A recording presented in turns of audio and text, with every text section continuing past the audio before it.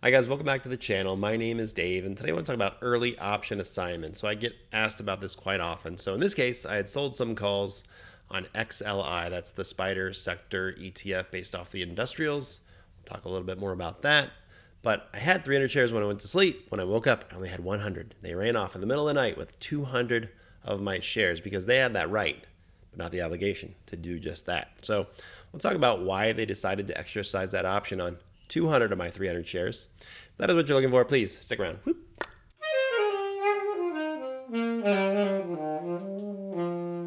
Okay, so let's just get our bearings first. XLI is the Industrial Select Sector Spider ETF. It's trading right around that $100 figure for a while now. It's got a dividend rate of about 1.5%, and that's going to come into play as we talk through this. Now, in case you don't understand holdings-wise, it's all industrials pretty much. Honeywell, Raytheon, UPS, United Pacific, Caterpillar, and so forth and so on. So just kind of want to give a little bit of a background in case you're not familiar with all these different spider funds, in this case, XLI. So let's talk through what happened a little bit with my XLI shares, because I have 130 now, but I had 330 on Friday. They took 200 Friday night. So you can see that where it says here, it says last price $97.63, but on that other page I showed you was $98.10. That's because this has already been adjusted for the dividend that is being paid. So you can see the ex-dividend date there is 12/19 for 46 cents essentially, right? So if you take that $98.10, you subtract that, you get $97.63. That's where it's going to open up come Monday morning. So it's already been adjusted for that dividend. So that's important to understand if you're not familiar with how dividends are handled in the first place. So it's going to be getting adjusted down. Now you can see I had 3 of these XLI $94 calls for December 30th. And it shows a last price of $3.98. That's a little misleading. But we're going to give it a price of $440 for our illustration purposes to kind of walk through and understand why someone might call when something is in the money like this. So that's kind of where things stand now. And this is what it will look like if you actually get assigned these shares. So it says you sold assigned, it calls X dividend date. That's the reason behind it. 12/19/22 record date. And I got a credit in my account for almost $18,700. So that's the cash coming back into my account. There's the 200 shares going out of my account at that $94 strike price.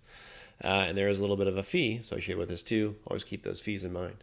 And again, just to round out my view of XLI and the rest of the market, I am doing what I'm talking about, and I'll link that video above again to how you can profit in a bear market, because I'm still setting myself up for Q1, Q2 to be pretty rough, maybe to set some new lower lows. This is an XLI $100 put, for example. So even though I'm owning shares, I'm buying puts. You can look at it as protection. I'm just going to look at it as hopefully some profit. In this case, I did this back on 12/5 with that $100 strike, January 20th expiration. It's turned a nice profit so far, but again, this is just kind of one way to turn off the faucet and protect yourself or to make a little bit of a profit in a bear market. All right, so let's talk through an example now of why someone might take early assignment of your shares. You give them that right, that obligation when you write or sell an option. In this case, we write a call option. We give them that privilege. Okay, so they can exercise it and take our shares at that strike price whenever they would like. But there should be a trigger. Okay, so let's talk through this. XLI on Friday was at $98.10. But the ex-dividend date was coming up, right? That's Monday, which means they have to own the shares on Friday, 12/16. And that dividend is worth $46.56 per 100 shares or per contract. So I had a $94 call with a value estimated around $440. $440, that's the option value. But we can break that option value down into 2 components. One is intrinsic value. That's simply a measure of how far in the money it is. So in this case, since I have a $94 call and it's all the way up to $98.10, that means it has $4.10 of IV or intrinsic value. And then the rest of that money will be time value or extrinsic value. So because we know one, we can figure out the other. So the calculations would look just like this. If you take $98.10 and we subtract the 94, we get 4.1. That means this has $410 of intrinsic value or IV. So with an option value of 440, if we take away that intrinsic value, we can see this has an estimated time value of $30. So $30 of time value. So now if we want to figure out if we should exercise our option, if we are the buyer or the owner of the option, or if we're looking at it from the perspective of a seller, and we're looking out there deciding, do we need to roll it out? Do we need to do something here to keep our shares?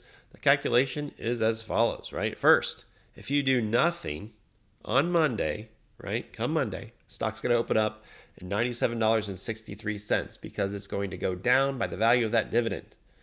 So that's the new value on Monday morning. So option IV value will decline by that dividend also.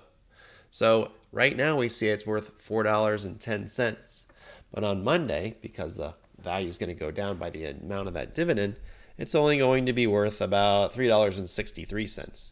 Now they're still going to have about the same time value, but that is less than if they were to exercise the option, right? If they exercise the option, that means they get the shares at $97.63. That's what they'll own them at. Plus, they're going to get to obtain that dividend of $46, which is more than that $30 of EV. So yes, they should take control of those shares because they'll get more money. So I apologize if my math is a little confusing there, but I kind of wanted to walk through the whole process. But really, any option that has extrinsic value or time value, when it's less than the amount of this dividend that you see right here, more than likely will be a candidate for early exercise. So whether you're the buyer or the seller, you need to make sure you take appropriate action to either keep your shares or to take those shares. So a couple things. If you're the seller of a call option and you want to make sure you keep your shares, you need to run through these calculations and make sure it has plenty of time value or extrinsic value in that option. And it should be much more than the dividend. So in that case, if you're getting close to that ex-dividend date on that Thursday, even Wednesday, before that Friday ex-dividend date or whenever it is, roll that option out 3-4 weeks. Make sure it has plenty of EV, right? Time value in there, extrinsic value in there, so you don't have to worry about it. Then you'll keep your shares. Now, I've seen strange things happen at times, but for the most part, you're going to keep those shares. So nothing to worry about if you roll it out in the future and you make sure you have plenty of time value in there.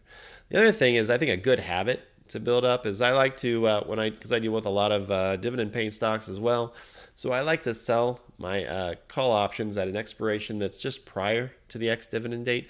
And that's kind of as a reminder to myself too, that on the next time, I'll make sure I build in plenty of EV into that option so that I don't have to worry about it in the future and it won't catch me looking the wrong way. And of course, if you're the buyer of an option, it's the same thing, same calculation. You can decide when you want to exercise your options based on how much that dividend is going to pay you versus how much time value is left in that option. Same calculation. Now, if you like this type of content, please like and subscribe, and I'll try to be able to breathe better next time. Cold and flu season is upon us. But thanks so much for watching. Have a great night. Take care. Whoop.